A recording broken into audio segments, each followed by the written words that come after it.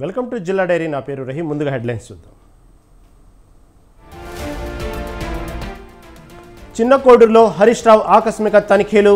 Dengue మలేరియాపై వైద్యులకు MLA సూచన.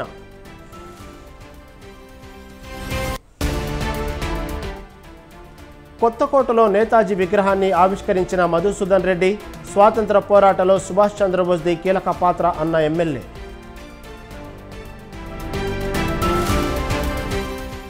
బాపట్ల జిల్లా వేమూరులో పెన్షన్లు అందజేసిన ఆనందబాబు. చరిత్రలో కనీ విని ఎరుగని విధంగా పంపిణీ అన్న ఎమ్మెల్యే.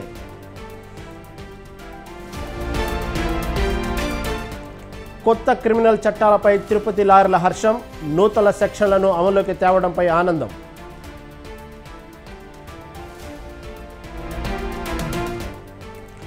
కొత్తగూడెంలో కీలక రింగ్ రోడ్కు కేంద్రం గ్రీన్ సిగ్నల్. కేంద్రం 450 కోట్లు మంజూరు చేసిందన్న కూనంనేని.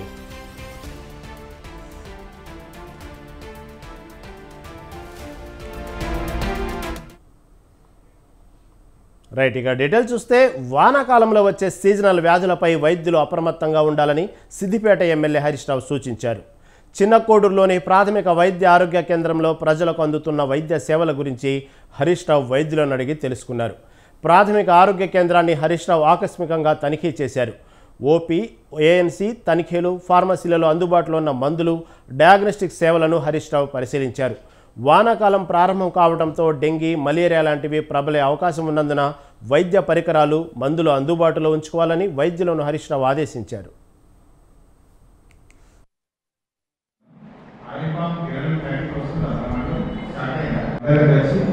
వెంటనే రైతు బంధు డబ్బులు రైతులకు వేయాలి, పెట్టుబడి సాయం చేయాలని ఈ తీర్మానంగా రాష్ట్రం ప్రభుత్వానికి పంపారు.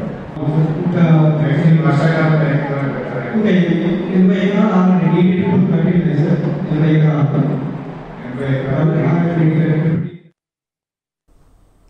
వనపర్తి జిల్లా కొత్తకోట పరిషత్ ఆవరణలో నేతాజీ సుభాష్ చంద్రబోస్ విగ్రహాన్ని దేవరకద్ర ఎమ్మెల్యే మధుసూదన్ రెడ్డి ఆవిష్కరించారు.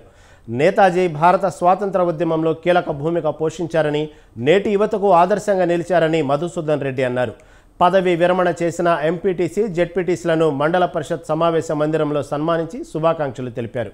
ఈ కార్యక్రమంలో స్థానిక సంస్థల MLC Naveen Reddy, ZP chairman Loknath Reddy తదితరులు పాల్గొన్నారు.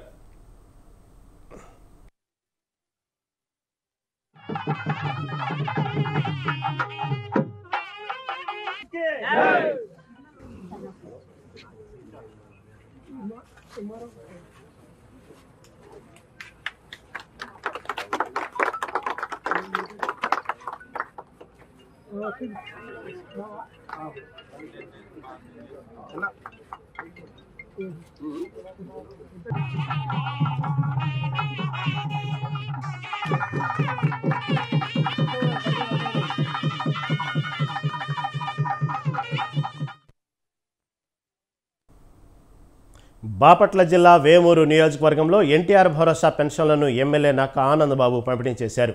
వేమూరు, కొల్లూరు, భట్టిప్రోలు, అమృతలూరు, చుండూరు గ్రామాల్లో ఇంటింటికి తిరిగి పెన్షన్లు పంపిణీ చేశామన్నారు. చరిత్రలో కనీ విని ఎరుగని విధంగా ప్రభుత్వం పెన్షన్లను పంపిణీ చేస్తుందన్నారు. పింఛన్ లబ్ధిదారులకు ఇచ్చిన హామీని ప్రభుత్వం నిలబెట్టుకుందని ఎమ్మెల్యే ఆనందబాబు తెలిపారు.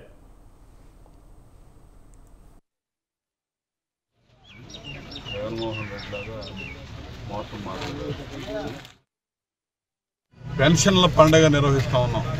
వృద్ధులు, వితంతువులకి 7,000 రూపాయలు, చేనేతలు, మత్స్యకారులు, ఇతర వృత్తి పని వాళ్ళందరికీ 7,000 రూపాయలు, అదేవిధంగా వికలాంగులకి 6,000 రూపాయలు, పాక్షికంగా అనారోగ్యం పాలైన తలసేమియా వ్యాధిగ్రస్తులు, కిడ్నీ వ్యాధిగ్రస్తులకు 10,000 రూపాయలు.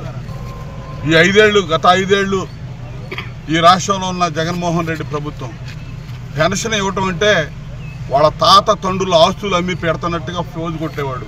అసలు ఈ పెన్షన్ల విధానం తీసుకొచ్చిందే తెలుగుదేశం పార్టీ, తెలుగుదేశం ప్రభుత్వం, ఎన్టీ రామారావు గారు. 35 రూపాయలతో ప్రారంభమైన పెన్షన్ 1983లో ఇవాళ 2024కి చంద్రబాబు నాయుడు గారి నేతృత్వంలో 4,000 రూపాయలకి చేరింది. పెన్షన్ల పండుగ నిర్వహిస్తూ ఉన్నాం. వృద్ధులు, వితంతువులకి 7,000 రూపాయలు, చేనేతలు, మత్స్యకారులు, ఇతర పశ్చిమ గోదావరి జిల్లా పెంటపాడు మండలం విప్పర్రులోని అభయాంజనేయ స్వామి గుడిలో బావి ఆధ్వర్యంలో మొక్కులు తీర్చారు. తాడేపల్లిగూడెం ఎమ్మెల్యేగా బొల్లిశెట్టి శ్రీనివాస్ ఎన్నికైన అనంతరం 100 కొబ్బరికాయలు 100 దండలతో పూజలు చేస్తానని బాబీ మొక్కుకున్నారు. ఎమ్మెల్యే శ్రీనివాస్ విప్పర్రు వచ్చిన సందర్భంగా బాబీ ఆధ్వర్యంలో ప్రత్యేక పూజలు చేసి ఆహ్వానం పలికి మొక్కులు తీర్చారు.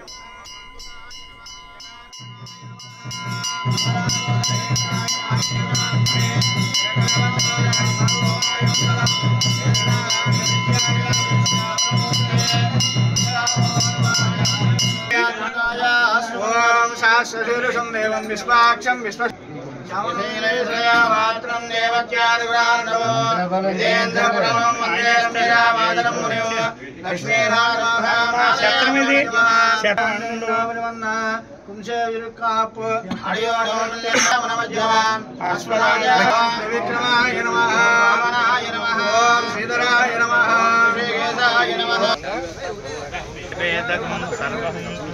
यद्भूतं यच्च भव्यं श्रीमान् यजमानस्य पङ्क्तिपालगोत्रः श्रीनिवासनामधेयपुरुषार्थसिद्ध्यर्थमिष्टकामितार्थ फलसिद्ध्यर्थं ये ग्रहाः स्थितैः हरिष्टसस्थानेषु एकादशस्थानम्. పార్వతీపురం మన్నెం జిల్లా కలెక్టర్ సమీక్ష సమావేశంలో అధికారుల నిర్లక్ష్యం కొట్టొచ్చినట్లు కనిపించిందని పలువురు విమర్శించారు. ప్రజల బాధలు విని వాటిని పరిష్కరించే కార్యక్రమంలో అధికారులు రీల్స్ చూస్తూ కొందరు నిద్రపోయిన కొందరు అధికారుల తీరు చర్చనీయాంశంగా మారింది. పార్వతీపురం కలెక్టర్ కార్యాలయంలో ప్రజా ఫిర్యాదుల పరిష్కార వేదిక కార్యక్రమంలో అధికారులు అలసత్వం ప్రదర్శించడం పట్ల విమర్శలు వెల్లువెత్తుతున్నాయి.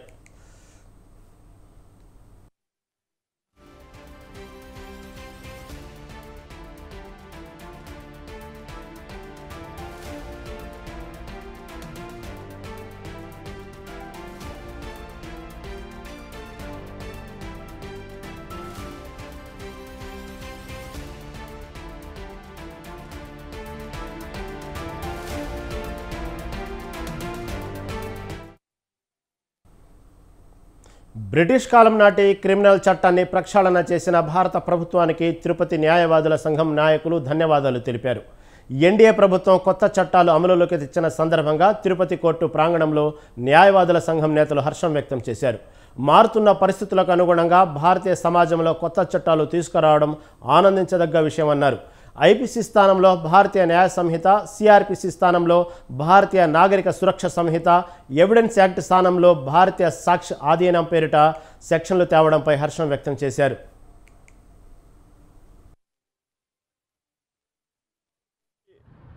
కాలం చెల్లినటువంటి చట్టాలను ప్రక్షాళిస్తూ భారత ప్రభుత్వం, నరేంద్ర మోడీ గారి యొక్క ప్రభుత్వం ఈ సమాజానికి మారుతున్నటువంటి పరిస్థితులకు అనుగుణంగా నేటి భారతీయ సమాజానికి అవసరమైనటువంటి నూతన నేర న్యాయ చట్టాలను పార్లమెంట్లో ప్రవేశపెట్టడము, దానికి గౌరవ రాష్ట్రపతి గారు ఆమోద ముద్ర వేసి ఈ రోజు నుంచి దేశంలో ఈ 3 నేర న్యాయ చట్టాలు అమల్లోకి రావడం, ఐపీసీ స్థానంలో భారతీయ న్యాయ సంహిత, సిఆర్పిసి స్థానంలో భారతీయ నాగరిక సురక్ష సంహిత, ఎవిడెన్స్ యాక్ట్ స్థానంలో భారతీయ సాక్ష్య అధినియం పేరుతోటి సెక్షన్లను కుదిస్తూ అనవసరమైనటువంటి కాలహరణం చేసేటువంటి ఉపయోగం లేనటువంటి సెక్షన్లు పూర్తిగా తొలగించి బ్రిటిష్ కాలం నాటి కాలం చెల్లినటువంటి చట్టాలను ప్రక్షాళిస్తూ భారత ప్రభుత్వం, నరేంద్ర మోడీ గారి యొక్క ప్రభుత్వం ఈ సమాజానికి మారుతున్నటువంటి పరిస్థితులకు అనుగుణంగా నేటి భారతీయ సమాజానికి అవసరమైన 100 ఏళ్ల తర్వాత కొత్త చట్టాలకు దేశంలో నాంది పడిందని వరంగల్ సిపి అంబర్ కిషోర్ జూ అన్నారు. హన్మకొండ పోలీస్ హెడ్ క్వార్టర్స్లో నిర్వహించిన మీడియా సమావేశంలో ఆయన మాట్లాడారు. 1980కి ముందు టెక్నాలజీ లేదని ఇప్పుడు టెక్నాలజీపై కొత్త చట్టాలు వచ్చాయన్నారు. అనుభవజ్ఞులు, సుప్రీంకోర్టు జడ్జీల సమక్షంలో కొత్త చట్టాల రూపకల్పన జరిగిందని సిపి పేర్కొన్నారు. క్రైమ్లో ముఖ్యంగా ఉమెన్ అండ్ చిల్డ్రన్స్పై వచ్చే అధునాతన క్రైమ్స్పై ఈ కొత్త చట్టాలు ఎక్కువగా ఉపయోగపడతాయన్నారు. కొత్త చట్టాలపై ప్రజలు, మహిళలు, విద్యార్థులకు వివిధ స్థాయిల్లో అవగాహన కల్పిస్తామన్నారు. Modern equipment, digital evidences, digital processes గురించి బాగా ఆలోచన చేసి అందరికీ వాళ్ళకి రెస్పెక్టివ్ ప్లేస్లో పెట్టడం జరిగింది. క్రైమ్ ఉంటే క్రైమ్ భాగంలో, ప్రొసీజరల్ ఆస్పెక్ట్ ఉంటే ప్రొసీజరల్ భాగంలో, సాక్ష్యం ఉంటే సాక్ష్యంకి భాగంలో, ఆ విధంగా ఇది ఒక ఇంటిగ్రేషన్ చేయడం జరిగింది. ఇంతకుముందు ఏముండేవాళ్ళు ఒక లా తీసి సపోజ్ ఐటీ యాక్ట్ ద్వారా కొన్ని ఎవిడెన్స్ తీసుకురావడం జరిగింది, కానీ వాళ్ళు ఒక అడిషనల్గా అంటే స్టెప్ని అలాగా ఉండేవాళ్ళు. ఇప్పుడు మొత్తం బాడీ ఒక బాడీగా IPC, CrPC, Indian evidence act ప్లేస్లో భారతీయ న్యాయ సంస్థ, తర్వాత బిఎన్ఎస్ఎస్, ఆ విధంగా భారతీయ సాక్ష్య ఇది అన్ని.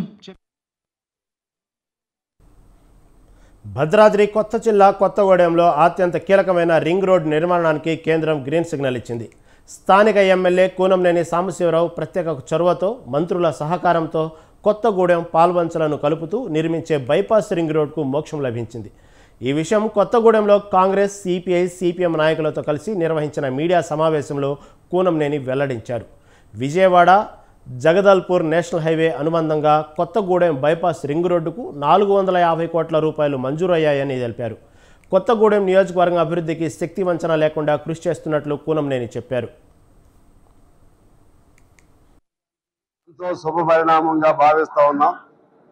450 కోట్ల సెంట్రల్ ప్లాన్ బడ్జెట్ కింద కొత్తగూడెం ఔటర్ రింగ్ రోడ్డు 450 కోట్లతో మంజూరైంది.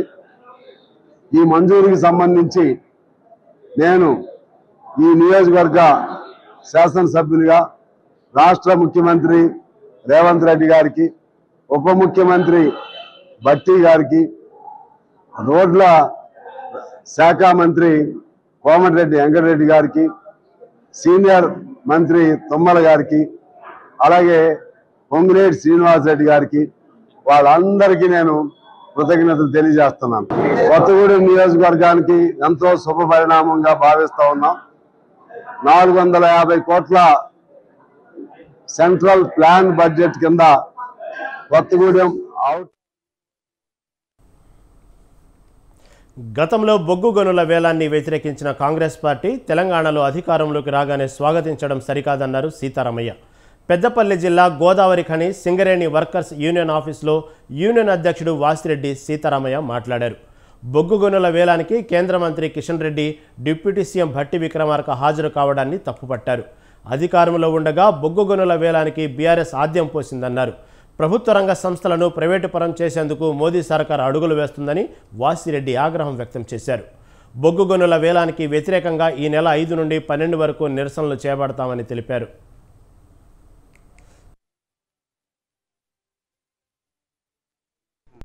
బొగ్గు గనుల వేలం రద్దు చేయాలని, సింగరేణి కంపెనీకి నామినేషన్ పద్ధతిలోనే ఇవ్వాలని తెలంగాణ రాష్ట్ర వ్యాప్తంగా భారత కమ్యూనిస్ట్ పార్టీ ఏఐటీసీ ఆధ్వర్యంలో 5వ తేదీ నుండి పోరాట కార్యక్రమాలు చేయాలని నిర్ణయించడం జరిగింది. బీజేపీ ప్రభుత్వం బొగ్గు గనులను వేలం పెడుతూనే ప్రైవేటీకరణ చేయడం లేదని తప్పుడు విధానం చెప్తా ఉన్నారు. ప్రైవేట్ వాళ్ళకి బాయిలు ఇచ్చిన తర్వాత అది ప్రైవేటీకరణ కాకపోతే అది ప్రభుత్వ రంగం అవుతుందా అని అడుగుతా ఉన్నాం. బొగ్గు గనుల ఆలేరు ఎమ్మెల్యే ప్రభుత్వ విప్ బిర్లా ఆలీలకు మంత్రి పదవి రావాలని కోరుతూ యాదగిరిగుట్ట కొండ చుట్టూ ఆటో కార్మికులు గిరి ప్రదక్షిణ చేశారు. యాదగిరి కొండపైకి ఆటోలు నడిపే ఆటో కార్మికులు ఐలయ్యకు మంత్రి పదవి రావాలని కోరుతూ గిరి ప్రదక్షిణ చేసి వైకుంఠ ద్వారం వద్ద కొబ్బరికాయలు కొట్టి పూజలు చేశారు. బీసీ వర్గానికి చెందిన ఎమ్మెల్యే బీర్లా ఐలయ్యకు మంత్రి పదవి ఇవ్వాలని కోరుతూ తామంతా యాదగిరిగుట్ట కొండ చుట్టూ గిరి ప్రదక్షిణ చేసినట్లు ఆటో కార్మికులు తెలిపారు. బీర్లా ఐలయ్యకు అధిష్టానం మంత్రి పదవి ఇవ్వాలని వారు కోరారు.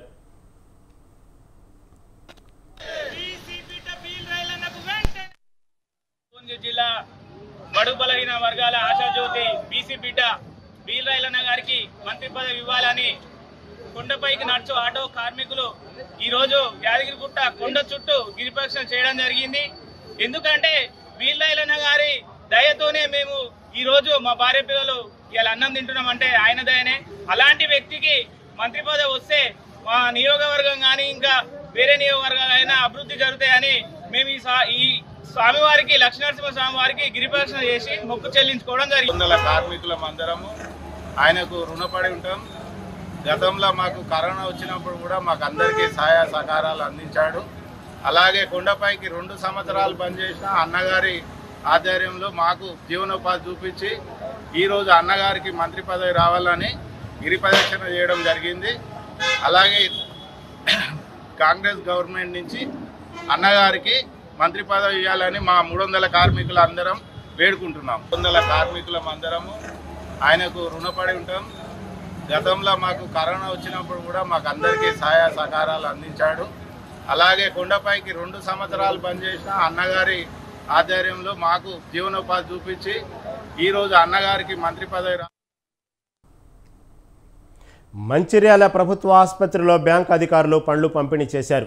స్టేట్ బ్యాంక్ ఆఫ్ ఇండియా 69వ వార్షికోత్సవం సందర్భంగా మాతా శిశు ఆసుపత్రిలో bank regional manager Ritish Kumar Gupta పండ్లు పంపిణీ చేశారు. ఆసుపత్రిలో ఉన్న బాలింతలకు వారి సహాయకులకు పండ్లు పంపిణీ చేశారు.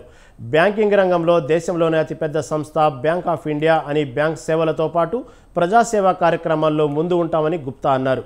ఈ కార్యక్రమంలో chief manager Sagar Rao, doctor Harish Chandra Reddy, regional secretary Srinivas, bank సిబ్బంది పాల్గొన్నారు.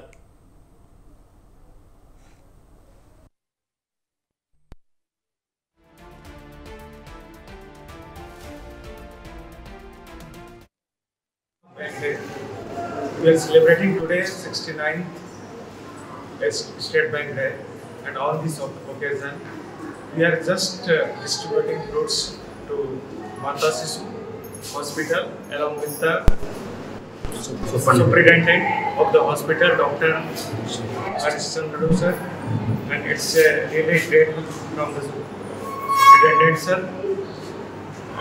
It's just a token of gratitude towards the society. It's a very small compliment. National highway పరిహారం పంపిణీపై ఏసీబీ అధికారులు విచారణ చేపట్టారు. కొందరు లక్షల రూపాయలు బినామీల ద్వారా తమ బ్యాంకు ఖాతాల్లో వేసుకున్నారనే ఫిర్యాదులతో ఏసీబీ అధికారులు రంగంలోకి దిగారు. ప్రాథమిక విచారణ చేపట్టి బినామీలను గుర్తించే పనిలో పడ్డారు.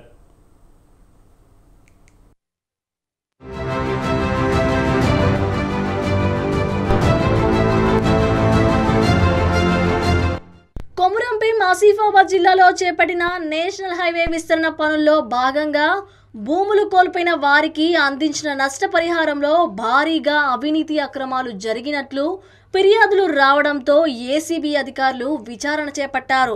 జిల్లా కేంద్రంలోని ఆర్డీఓ కార్యాలయంలో ఏసీబీ అధికారులు తనిఖీలు చేపట్టారు. నేషనల్ హైవేకి సంబంధించిన పరిహారం పంపిణీపై ఆరా తీశారు. కొంతమంది బినామీల ద్వారా తమ బ్యాంకు ఖాతాలో వేసుకున్నారనే ఫిర్యాదు మేరకు వారిని గుర్తించే పనిలో పడ్డారు. అక్రమాలు జరిగాయన్న భూములు, వెంచర్లపై ఆరా తీస్తున్నారు.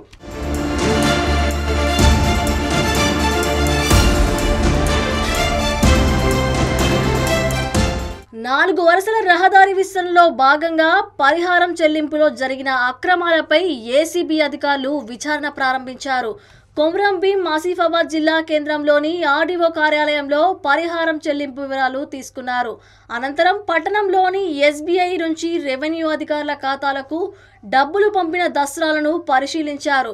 2018 నుంచి 19లో రహదారి విస్తరణలో భాగంగా ఆసిఫాబాద్ పట్టణ సమీపంలో సర్వే నెంబర్ 9, 10లలో 6 ఎకరాల 12 గుంటల భూమిని సేకరించారు. నిబంధనల మేరకు కాకుండా కావాలని మార్కెట్ ధర కన్నా ఎక్కువగా చెల్లింపులు చేసినట్లుగా ఏసీబీ అధికారులకు ఫిర్యాదులు అందాయి. ఈ తరుణంలో అప్పటి ఆర్డీఓగా పనిచేసిన సిడామ్ Dattu, senior assistant Nagorao, surveyor భరత్లపై విచారణ చేపట్టారు. వీరికి ఎవరి ఖాతాల నుంచి ఎంత మేరకు డబ్బులు వచ్చాయో, ఎవరు పంపించారో అనే కోణంలో భాగంగా ఎస్బీఐ బ్యాంకులో వివరాలు సేకరించారు.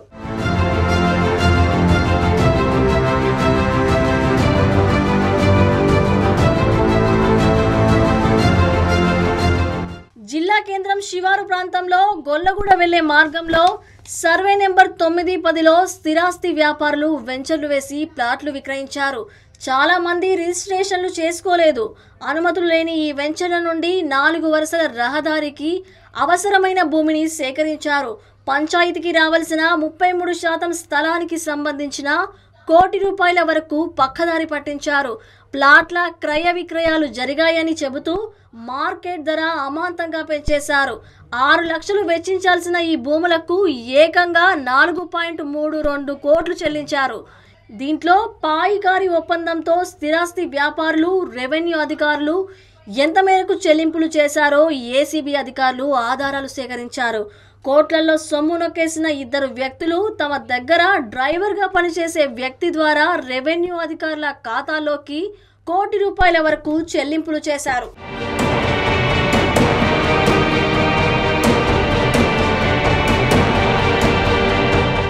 కళ్యాణ లక్ష్మి నిధులను కొందరు దళారుల పేరుతో డ్రా చేసుకున్నాడని, అందులో ఒకరిద్దరి తహసీల్దార్ల పాత్ర కూడా ఉందని డ్రా చేసిచ్చిన ఏజెంట్లు ఆరోపించారు. కళ్యాణ లక్ష్మికి చెందిన 34 లక్షల నిధులను ఆర్డీఓ తమతో డ్రా చేయించాడని, రెవెన్యూ లాగిన్లు, పాస్వర్డ్లు ఇప్పించింది కూడా ఆర్డీఓ అని దళారులు తెలిపారు. తప్పు చేసింది ఆర్డీఓ అయితే తమపై కేసు పెట్టించి అన్యాయంగా తమతో డబ్బులు కట్టిస్తున్నారని, తమకు కిడ్నాప్ చేయించి ఇబ్బందులకు గురి చేస్తున్నారని దళారులు ఆవేదన వ్యక్తం చేశారు.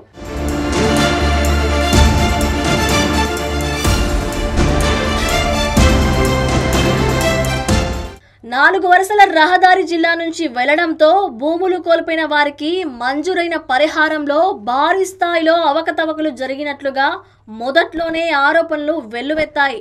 భూములు కోల్పోని వారికి కూడా లక్షల్లో పరిహారం రావడం, భూములు కోల్పోయిన వారికి అతి తక్కువ పరిహారం రావడం, పరిహారం చెల్లింపులో భారీ వ్యత్యాసాలు ఇలా సమస్యలకు వెలుగులోకి వచ్చాయి. 4 వరుసల రహదారి ప్రస్తుతం పూర్తయినా కూడా ఇప్పటికీ పరిహారం అందని బాధితులు కార్యాలయాల చుట్టూ తిరుగుతూనే ఉన్నారు. నేతల మద్దతుతోనే రెవెన్యూ అధికారులు ఇష్టానుసారంగా సర్వే చేసి భారీ స్థాయిలో నిధులు పక్కదారి పట్టించారని గ్రామస్తులు ఆరోపిస్తున్నారు.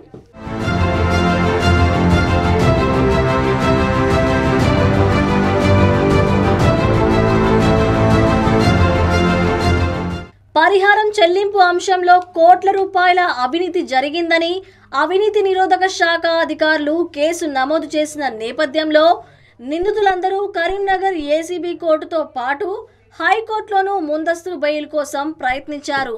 మే 17, 27 తేదీల్లో 2 సార్లు విచారణ జరిపిన అనంతరం కోర్టు వీరి బెయిల్ని తిరస్కరించింది. దీంతో వేర్వేరు ప్రాంతాల్లో ఏసీబీ అధికారులు 4గురిని అదుపులోకి తీసుకున్నారు.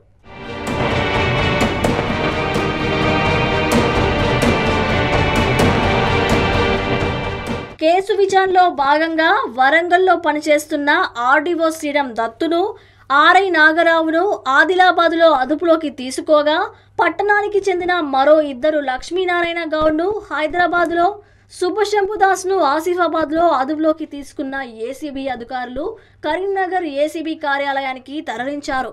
సర్వేయర్ భరత్ డిప్యూటేషన్పై హైదరాబాద్ పనిచేస్తుండటంతో అందుబాటులో లేనందున అదుపులోకి తీసుకోలేకపోయారు.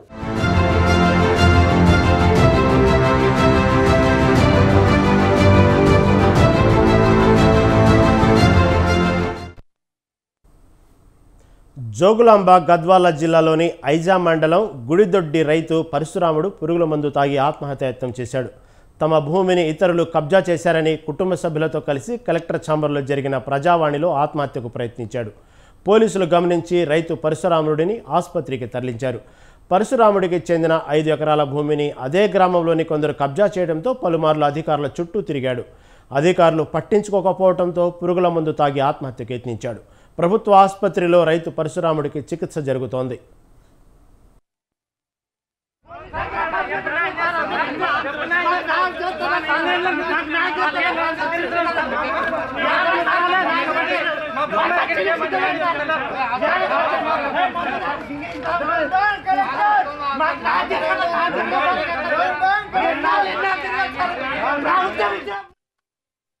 అప్లికేషన్ పెట్టినాం.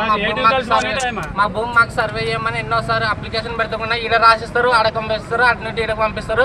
ఇప్పుడు ఎంఆర్ఓ మేడం ఫోన్ చేస్తే ఏడీని అడగండి, ఏడీ సార్ని అంటే ఏడీ సార్ని కలుస్తా కూడా ఎంఆర్ఓకి సంబంధం నాకు సంబంధం లేదని ఏడీ సార్ అంటాడు సార్. ఇప్పుడు ఈయనే కలిసినాం సార్. మేము మా భూమి కబ్జా చేసినారు సార్, 5 ఎకరాల భూమి కబ్జా చేసినారు. మా భూమి మాకు ఇడిపించాలని కోరుకుంటున్నాం సార్.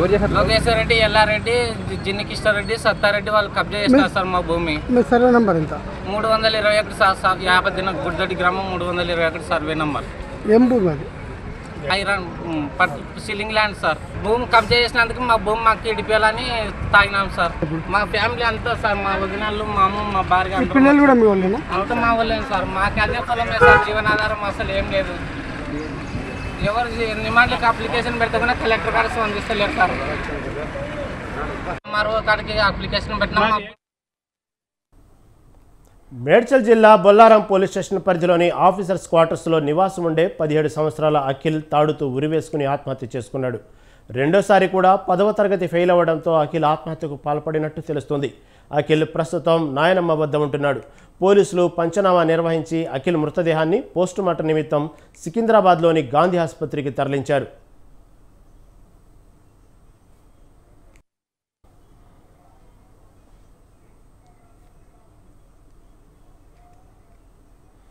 హైదరాబాద్ ఉప్పల్ భగాయత్లో దారుణం జరిగింది. ఓ మహిళను రియల్టర్ కారుతో ఢీకొట్టి హత్య చేశాడు.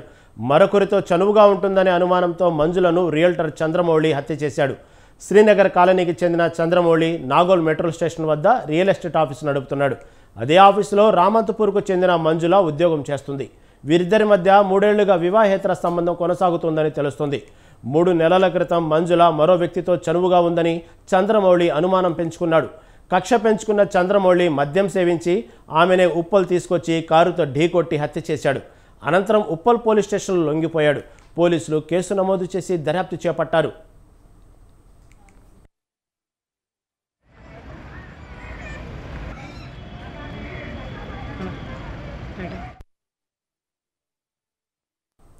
అనంతపురం జిల్లా రాయదుర్గంలోని ఓ ఇంటిలో దొంగలు దోపిడీ చేశారు.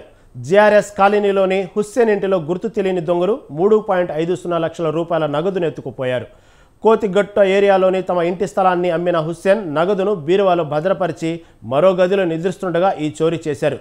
దుండగులు బీరువాని పగలగొట్టి నగదు అపహరించారని బాధితుడు హుస్సేన్ పోలీసులకు ఫిర్యాదు చేశాడు. హుస్సేన్ ఫిర్యాదు మేరకు అర్బన్ సిఐ శ్రీనివాసులు కేసు నమోదు చేసి సంఘటనా స్థలాన్ని పరిశీలించారు.